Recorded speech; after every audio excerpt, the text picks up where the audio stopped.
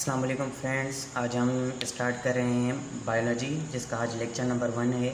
और आज हम 9th क्लास की बायोलॉजी से स्टार्ट करेंगे, जिसका चैप्टर नंबर 1 जो है उसका नाम है इंट्रोडक्शन टू बायोलॉजी। तो हम सबसे पहले बायोलॉजी का इंट्रोडक्शन देख लेते हैं कि बायोलॉजी का इंट्रोडक्शन आप कैसे लिखेंगे। तो इंट्रोडक्शन, सबसे पहले आप इंट्रोडक्शन की हेडिंग लगाएंगे, उसके बाद आप लिखेंगे it is branch of natural science which deals with the life. ये साइंस की वो ब्रांच है जो किसके साथ डील करती है, लाइफ के साथ डील करती है। ये जो है आप छोटा सा एक इंट्रोडक्शन लिख देंगे। उसके बाद जो है आप डेफिनेशन लिखेंगे। डेफिनेशन में कहेंगे the study of life is called biology. तो लाइफ के बारे में हम जो भी स्टडी करते हैं उसे हम क्या कहते हैं, बायोलॉजी। बेसिकली बायोलॉजी जो होती है वो दो लफ्ज़ से मिलकर बनी हुई होती है। दो ग्रीक वर्ड होते हैं, एक होता है बायोस और दूसरा जो वर्ड होता है वो होता है हमारे पास लोगोस। अब बायोस का मतलब होता है लाइफ और लोगोस का मतलब होता है हमारे पास स्टडी। तो यहीं से इसकी डेफिनेशन भी बन जाती है कि बायोलॉजी क्या है, कि the study of life is called biology. तो लाइफ के बारे में जो भी स्टडी करते हैं उसे हम क्या कहते हैं, बायोलॉजी कहते हैं। तो अब इसमें एक वर्ड आ रहा है life.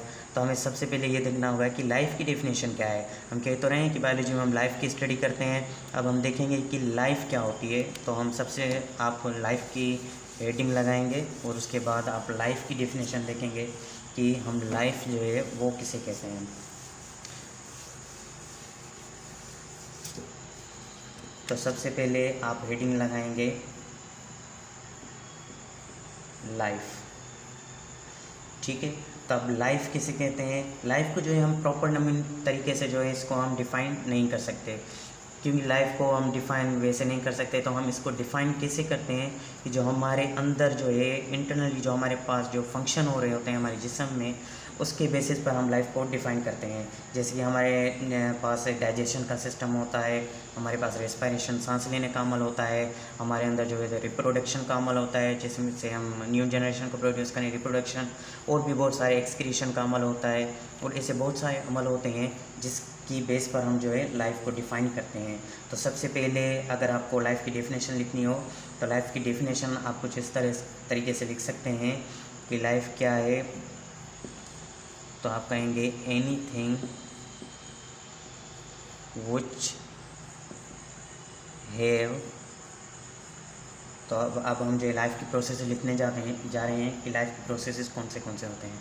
Anything which have respiration, reproduction,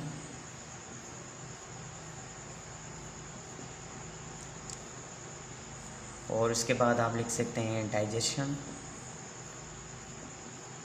अब और भी अपनी मर्ज़ी से जो लाइफ के अंदर प्रोसेस होते हैं बहुत सारे, उसे आप लाइफ को डिफ़ाइन कर सकते हैं, लेकिन हम कुछ इस तरीके से कर रहे हैं, रिप्रोडक्शन, डाइजेशन, और उसके बाद आप लास्ट में लिख लें एंड सेल।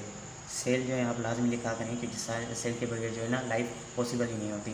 क्योंकि सेल क्या होता है, वो बेसिक यूनिट ऑफ लाइफ होता है, क्योंकि और सेल नहीं होगा तो उसके पास लाइफ ही नहीं होगी। Is called life. तो हम लाइफ को ऐसे डिफाइन करेंगे।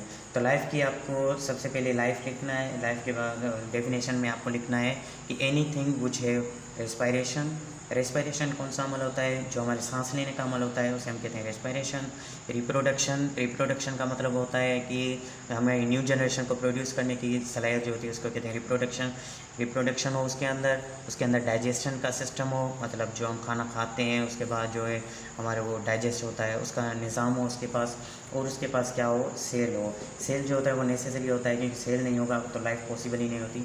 सेल जो होता है वो बेसिक यूनिट ऑफ लाइफ है। आगे चैप्टर में हम जब आगे जाएंगे तो हम सेल की बाकायदा तौर पर उसके स्ट्रक्चर को देखेंगे कि प्लांट सेल कैसा होता है, एनिमल सेल कैसा होता है, और उसके अंदर कौन से ऑर्गेनील होते हैं, ये हम बाद में देखेंगे। फ़िलहाल आपको सिर्फ लाइफ की डेफिनेशन में इसको ये मेंशन करना है, इस कार्ड लाइफ, तो हम उसे लाइफ कहते हैं। तो लाइफ को प्रॉपर नहीं डिफ़ाइन कर सकते, तो आप उसको अपने जो इंटरनली जो हमारे सिस्टम हो रहे होते हैं उसके बेसिस पर आप लाइफ को डिफ़ाइन कर सकते हैं। तो अब हम आगे चलते हैं। लाइफ को आपने डिफ़ाइन कर लिया, अब जो है ये थोड़ा मैं ओल्ड बता रहा हूँ, अभी तो न्यू बुक आ रहे हैं उसमें शायद ये नहीं लिखा हुआ, लेकिन हमारे जो ओल्ड बुक थे सिंध बोर्ड के उसमें ये लिखा हुआ होता था कि बायोलॉजी जो है इसको पहले साइंटिस्ट, थोड़ी मैं हिस्ट्री बता देता हूँ कि बायोलॉजी को जो है पहले साइंटिस्ट ने जो है वो 2 ब्रांचेस में तकसीम किया हुआ था, 2 मेन ब्रांचेस में इनको तकसीम किया हुआ था। एक जो था इसकी बायोलॉजी की, एक जो था उन्होंने इसको किया हुआ था बॉटनी में, और दूसरा जो उन्होंने इसको डिवाइड किया हुआ था वो किया हुआ था जूलॉजी में।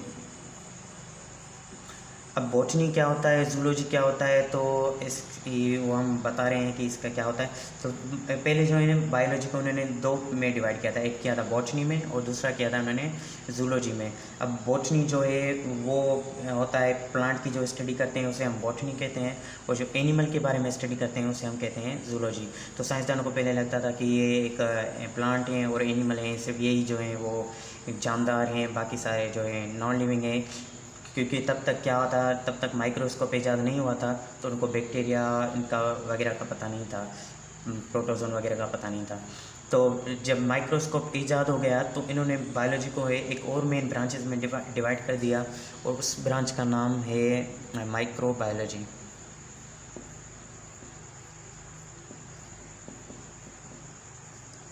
अब माइक्रोबायोलॉजी क्या है, माइक्रोबायोलॉजी जो हम माइक्रो ऑर्गेनिजम्स के बारे में स्टडी करते हैं उसे हम कहते हैं माइक्रोबायोलॉजी।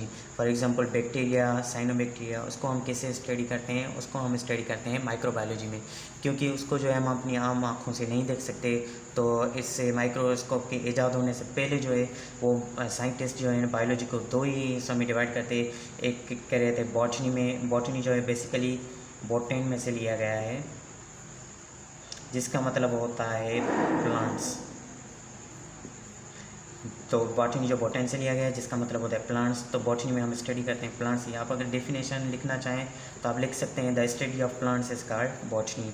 और जूलॉजी जो है ये भी एक वर्ड से लिया गया है जिसका हम कहते हैं जॉइड, या हम इसको कहते हैं जोन, और इसका मतलब जो होता है वो होता है एनिमल।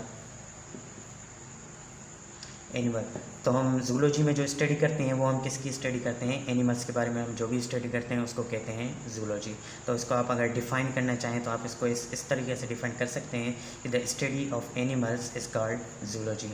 और माइक्रोबायोलॉजी जो है वो तब आई जब माइक्रोस्कोप ईजाद हुआ था। माइक्रोस्कोप क्या होता है, ये एक डिवाइस होता है जिसकी मदद से हम जो है उन जानदार को देख सकते हैं जो हम अपनी आम आँखों से जिनको नहीं देख सकते, तो उनको हम माइक्रोस्कोप के ज़रिए देखते हैं। जब ये ईजाद हो गया तो उसके बाद क्या हुआ, साइंसदानों ने बायोलॉजी को 3 मेन ब्रांचेस में डिवाइड कर दिया। तीसरी जो थी वो माइक्रोबायोलॉजी थी। अब माइक्रोबायोलॉजी में हम क्या करते हैं, किसकी स्टडी करते हैं, तो हम इसमें जो स्टडी करते हैं वो हम करते हैं माइक्रो ऑर्गेनिज़म्स की। माइक्रो ऑर्गेनिज़म्स की हम जो स्टडी करते हैं वो हम किस में करते हैं, माइक्रोबायोलॉजी में करते हैं। जैसे कि बैक्टीरिया हो गया, साइनोबैक्टीरिया हो गया, प्रोटोजोन, अल्जी वगैरह, ये सारे जो हो गए हैं वो माइक्रोबायोलॉजी में हम उसको स्टडी करते हैं। तो साइंसदानों ने इनको फिर माइक्रोबायोलॉजी में भी डिवाइड कर दिया। इसके अलावा फिर जो है वो कॉमन ब्रांचेस इसकी और भी हैं जो इंशाल्लाह हम नेक्स्ट लेक्चर से स्टार्ट करेंगे। तो आज का जो हमारा टॉपिक था वो इंट्रोडक्शन बायोलॉजी था। हमने बायोलॉजी को डिफ़ाइन किया, उसके बाद हमने लाइफ को डिफ़ाइन किया कि लाइफ क्या होती है। उसके बाद हमने देखा कि थोड़ी हिस्ट्री को देखा कि बायोलॉजी को जो पहले प्लांट और एनिमल की तौर पर उनको डिवाइड किया होता ब्रांचेस में, उसके बाद माइक्रोस्कोप में ज़्यादा हुआ, जिसके बाद उनको माइक्रोबायोलॉजी में भी डिवाइड कर दिया। तो आज का हमारा लेक्चर यहीं पर ख़त्म होता है। नेक्स्ट हमारा जो लेक्चर होगा वो हम इंशाल्लाह बायोलॉजी के जो ब्रांचेस हैं जो आपका न्यू बुक में दी हुई हैं, मेंशन की हुई हैं, वहाँ से हम स्टार्ट करेंगे। तो तब तक के लिए अपना ख्याल रखिएगा। अल्लाह हाफ़िज़।